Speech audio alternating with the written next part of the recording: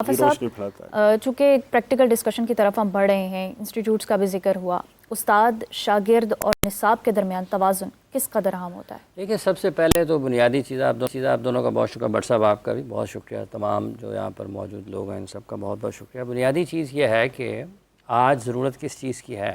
سب سے پہلا سوال یہ ذہن میں آتا ہے کہ یہ کون ہے جس نے یہ کہا کہ دین کی تعلیم اس جڑ تک تو پہنچیں۔ اس کا مطلب یہ ہے کہ جو دین کی تعلیم حاصل کرتا ہے آپ نے اس کو جنگل میں ڈال دیا ہے، آپ نے اس کو دنیا سے نکال دیا ہے، اس کا کوئی لینا دینا نہیں ہے اس کے ساتھ۔ ایک خاص وضاقتہ ہوگی، ایک خاص لباس ہوگا اور وہی دین کی تعلیم ہوگی۔ یہ کیا ہے؟ مطلب آپ خود ایک کیا اس کو کہتے ہیں، ایک ایسا آپ نے اپنے سامنے ایک حالہ کھڑا کر دیا ہے۔ یہ ہم اپنے ہاں کی بات کر رہے ہیں، اپنے ہاں کی بات کر رہے ہیں جی، کہ آپ نے ایک ایسی چیز اپنے سامنے کھڑی کر دی ہے کہ دین کی تعلیم حاصل کرنے کے لیے کوئی خاص قسم کی آپ کو نا چیز کی ضرورت ہے۔ جیسے ابھی علامہ فرما رہے ہیں کہ آپ جامعہ میں جاتے ہیں، آپ کو ہر شعبے کے بعد لکھا ہوا نظر آتا ہے کہ طلب العلم علی فریضۃ علی کل مسلم و مسلمہ۔ تو لازم نہیں ہے کہ ہر کسی نے فزکس پڑھنی ہے، بایو پڑھنی ہے، آپ نے کچھ پڑھنا ہے، لیکن دین تو سب کے اوپر فرض ہے۔ وہ تو ہر پیدا ہونے والے جس نے کلمہ پڑھا ہے، جس نے کہا لا الہ الا اللہ محمد رسول اللہ، اس کے اوپر لازم ہے۔ اللہ نے قرآن میں کہا ان اللہ اشتری من المؤمنین انفسهم واموالهم بان لهم الجنہ۔ تو کس دنیا میں بیٹھے ہیں؟ کون کہتا ہے کہ دین کی تعلیم جو ہے اس کے لیے آپ کو الگ جانا پڑتا ہے؟ پکڑے ان لوگوں کو جو الگ کر رہے ہیں دونوں کو۔ حافظ صاحب، آپ کی بات کو میں آگے بڑھاؤں گی، زریاب صاحب بھی ہمارے ساتھ موجود ہیں۔ زریاب صاحب، آج کا جو ہمارا اسلامی معاشرہ ہے، اس میں کیا اسلامی احکامات اور دینی تعلیم کو اسی طرح سے پروان چڑھایا جا رہا ہے؟ اگر ہم اپنے اسکول، کالجز اور یونیورسٹیز کی طرف دیکھیں تو وہاں پر دینی تعلیم اس طرح نہیں ہے، اور اگر اپنے دینی تعلیم کے جو انسٹیٹیوٹس ہیں یا مدارس وغیرہ ہے تو وہاں پر دنیوی تعلیم کو کوئی جو ہے وہ امپورٹنس نہیں دی جاتی۔ کیا سمجھتے ہیں آپ؟ پہلے تو حافظ عمران صاحب کو میرا سلام، اور ان کے جذبے کو اس سے بھی زیادہ سلام، اور پھر تیسرا ان کے جس رخ سے انہوں نے اس جڑ کو پکڑا ہے اس کو تیسرا سلام۔ دیکھیں، ہمارا اسلامی جمہوریہ پاکستان اپنے ایجوکیشن کے سسٹم میں اسلام کو تو پڑھاتا ہی نہیں ہے، دین کو تو پڑھاتا ہی نہیں ہے۔ بالکل صحیح۔ ہمارے جب ہم چھوٹے تھے تو ایک سبجیکٹ ہوتا تھا، اب تو وہ نکال دیا گیا، اس کو کہتے تھے ایتھکس، یعنی اصولیات۔ اس کے اندر آتا تھا ایک چیپٹر اخلاقیات کا، یعنی مورلز۔ اس کے بعد ایک سبجیکٹ ہوتا تھا اسلامیات۔ اس کے علاوہ ایک الیکٹیو سبجیکٹ ہوتا تھا دینیات، جس میں مختلف ادیان کی گفتگو ہوتی تھی۔ صحیح۔ یہ ہماری ابتدا تھی اور یہی ہماری انتہا ہے۔ کب یہ سارا سسٹم ہائی جیک ہوا، آہستہ آہستہ آہستہ ویسٹرنائز ہوا، اور ہم سے ہماری دینیات، ہماری اسلامیات، ہماری اخلاقیات اور ہماری اصولیات چھین لی گئیں، یہ ہمیں پتہ بھی نہیں چلنے دیا، اتنا سبلیمنلی ہوا۔ تو یہ حافظ صاحب کے جذبے کو داد دیتا ہوں میں کہ انہوں نے یہ بات بڑی خوبصورت انداز سے کی ہے کہ یہ بائیفرکیشن جو ہے، جیسے میں نے ابتدا میں آپ سے کہا نا کہ دین کا علم یا دینی علم جو ہے وہ اللہ سبحانہ تعالیٰ نے آدم علیہ السلام کو عنایت کر کے اس دنیا میں اتارا تھا۔ زریاب صاحب، میں قطع کلامی کی معذرت چاہوں گا، گفتگو اس طرف چل رہی ہے۔ اب ایک اور چیز یہاں سے پیدا ہوتی ہے، جس طرح آپ نے اس کے مختلف مدارج بتائے کہ جو مرحلہ وار ختم کر دیے گئے اور ایک خاص مقصد نظر آتا ہے۔ میرے پاس کوئی اس کے ثبوت تو نہیں ہے، لیکن واقعاتی شہادتیں تو یہ بتاتی ہیں کہ جو ظلم اس ملک کے ساتھ اور اس ملک کے 25 کروڑ لوگوں کے ساتھ اور اس کے پیدا ہونے والے بچوں کے ساتھ جو ابھی دودھ پی رہے ہیں، جو ابھی اپنی ٹانگوں پر چلنے کے قابل نہیں ہیں، جو ان کے ساتھ ظلم روا رکھا جا رہا ہے، اس کے لیے کس نے کھڑے ہونا ہے؟ جیسے آپ نے ابھی ذکر کیا ہے کہ جب آپ اصولیات کی، اخلاقیات کی، اسلامیات کی اور دینیات کی بات کرتے ہیں تو آج آپ نے پارلیمنٹ کا، اسلامی جمہوریہ پاکستان کا ذکر کیا ہے۔ کیوں آج کا جو یونین کونسل کا ناظم ہے یا جو ٹاؤن ناظم ہے، جو ضلع ناظم ہے، کیوں آج کا ممبر پارلیمنٹیرین جو کہ صوبائی اسمبلی کا ممبر ہے، ایم پی ہے یا پھر ایم این اے ہے، قومی اسمبلی کا ممبر ہے یا سینیٹر ہے یا وزیر اعظم ہے یا صدر ہے، کیوں وزیر اعظم ہاؤس میں، ایوان وزیر اعظم میں جو مسجد ہے اس میں وزیر اعظم بیٹھ کے خطبہ نہیں دیتا جمعے کا؟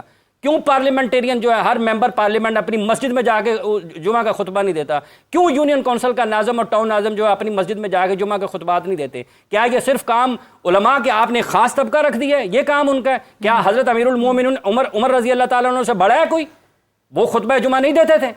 جی تو یہ جو نظام ہے پاکستان کا جس میں الجھایا گیا ہے، آپ کیوں کھڑے نہیں ہوتے ہیں؟ یہ صرف اس لیے کہ ووٹ لیں اور 2 نمبر ووٹ لیں اور 2.5 نمبر ووٹ لیں اور جا کے پارلیمنٹ میں بیٹھیں، اور جو وہاں پہ طوفان بدتمیزی برپا ہے، یہ کس طریقے سے قوم کے بچوں کی رہنمائی کر رہے ہیں؟ اسلام نے رہنمائی کرنی ہے نا، تو اسلام نے یہ نہیں کہا کہیں بھی کہ ایک خاص طبقہ ہوگا جو جائے گا۔ جب آپ لا الہ الا اللہ محمد الرسول اللہ پڑھتے ہیں، جناب آپ کے اوپر لازم ہے، آپ نے کھڑے ہونا ہے، وَأَنْتُمُ الْأَعْلَوْنَ إِن كُنتُم مُؤْمِنِينَ، آپ نے مومن بنانے ہیں۔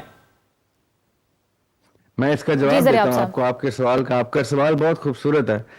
اس لیے یہ جمعہ کا خطبہ نہیں دیتا کیونکہ اس کو جمعہ پڑھانا آتا ہی نہیں ہے، اس لیے جمعہ کا خطبہ نہیں دیتا۔ تو پھر ہمارے قائد تو نہیں ہو سکتے، ہمارے لیڈر تو نہیں ہو سکتے، مسلمانوں کے لیڈر تو نہیں ہو سکتے۔ اب یہاں میرا نقطہ آپ نے سننا ہے۔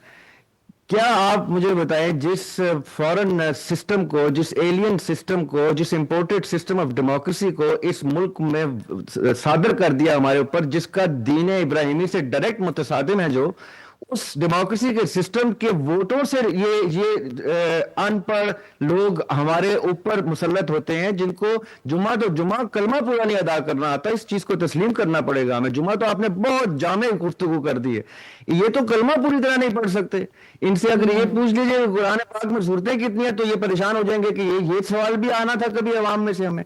یہ ہمارے ڈیموکریٹک سسٹم جو اسلام سے ڈائریکٹلی متصادم سسٹم ہے، اس کی پیداوار ہیں، اور یہ اس جوہلا کے ٹولے کی پیداوار ہیں جو ان کو ووٹ دیتا ہے، جو ہمیشہ قرآن پاک کے مطابق جاہل ہمیشہ زیادہ تعداد میں ہوں گے، اور زیادہ تعداد میں ہونے کے جہالت کے کانسیپٹ کو ہم نے جمہوریت بنا کے اپنے اوپر صادر کر دیا۔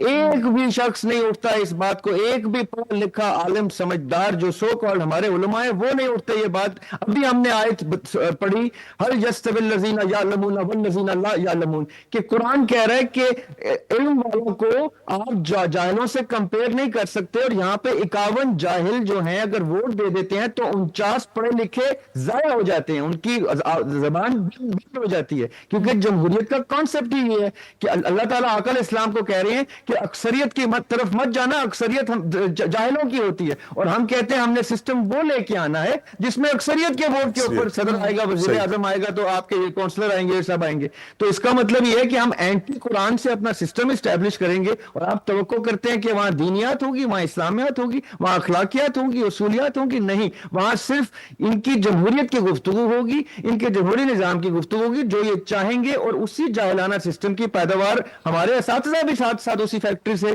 بنتے جا رہے ہیں اور نکلے جا رہے ہیں۔ یہ میرا اور آپ کا ایک ہی درد ہے۔ صحیح۔ علامہ صاحب، میں آپ کی بھی اس میں رائے ایڈ کرنا چاہوں گی، آپ کیا سمجھتے ہیں پھر ریاست کی ذمہ داریاں کیا ہیں؟ وہ تو خود جو ان کی اپنی ذمہ داری ہے وہ نہیں وہ نبھا پا رہے، تو وہ عوام کے لیے کیا سوچیں گے؟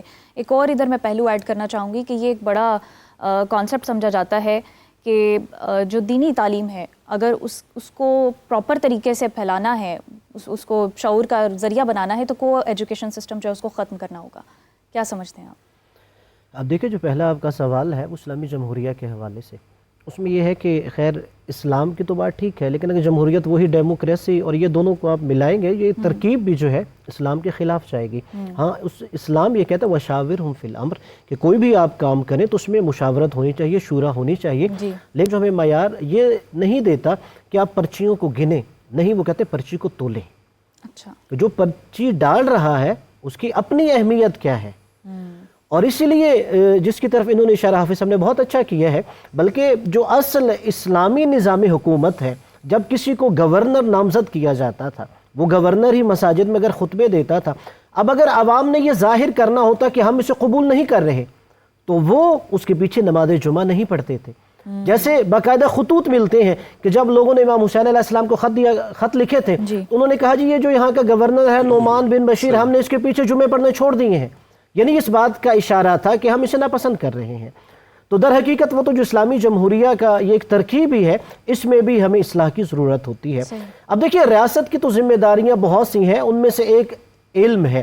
اب علم کے لیے بھی یہ ہے کہ ہر سطح پر مکمل طور پہ یہ ریاست کی ذمہ داری ہے کہ وہ لوگوں کو ایجوکیٹ کرے، یعنی کیا مطلب، انہیں آگہی دے، انہیں شعور دے کہ انہوں نے معاشرے کا ایک مفید شہری کیسے بننا ہے۔ لیکن یہ المیہ ہے کہ ہم علم آگہی کے لیے، لیکن اس کے لیے تو ریاست نے ایک ڈپارٹمنٹ بنا دیا نا علماء کرام کا، کہ یہ ان کی ذمہ داری ہے۔ اب دیکھیے، اب وہ جو آپ نے اشارہ بھی کر دے کہ ڈپارٹمنٹ بنا دیا ہے، اب اس میں بھی क्या हुकूमत ये तोलती है کہ وہ کتنا اہل علم ہے, یہاں پہ ایکسپرٹ ہے, یا حکومت یہ دیکھتی ہے کہ ہماری پارٹی کا سپورٹر کتنا ہے؟ آپ دیکھتے ہیں یہاں پر تو چیئرمین کمیٹیوں کے تبدیل ہو جاتے ہیں جیسی پارٹیاں تبدیل ہوتی ہیں سیاسی, جی ٹھیک ہے. بلکہ اب آپ نے اشارہ کیا ہے تو رسول اللہ صلی اللہ علیہ وآلہ وسلم کی حدیث ہے کہ اگر میری امت کے 2 طبقے ٹھیک ہو جائے ساری امت صحیح ہو جائے گی, ایک عمرا دوسرے علماء. اور ہمارے ہاں افسوس کے ساتھ کہنا پڑ رہا ہے یہاں پہ عمراء کو بھی اصلاح کی ضرورت ہے, علماء کو بھی اصلاح کی ضرورت ہے. کیسے؟ پھر آگے رسول اللہ صلی اللہ علیہ وآلہ وسلم سے پوچھا گیا تو ہمیں کیسے پتا چلے یہ جو امیر ہے یہ حاکم اچھا ہے, اور کیسے پتا چلے یہ عالم اچھا ہے؟ آپ نے فرمایا سنو کہ اگر تم دیکھو کہ کوئی عالم کسی حاکم کے دروازے پہ جھکا ہوا ہے اس سے دوری اختیار کر لو, اور اگر کسی حاکم کو دیکھو وہ خود چل کے عالم کے دروازے پہ جھکا ہوا اس کے قریب ہو جاؤ. اس کا مطلب یہ ہے کہ وہ جو حاکم عالم کے دروازے پہ آ رہا ہے اسے آگے ہی اسے علم چاہیے, اور وہ جو عالم حاکم کے دروازے پہ جھکا ہوا اسے دنیا چاہیے.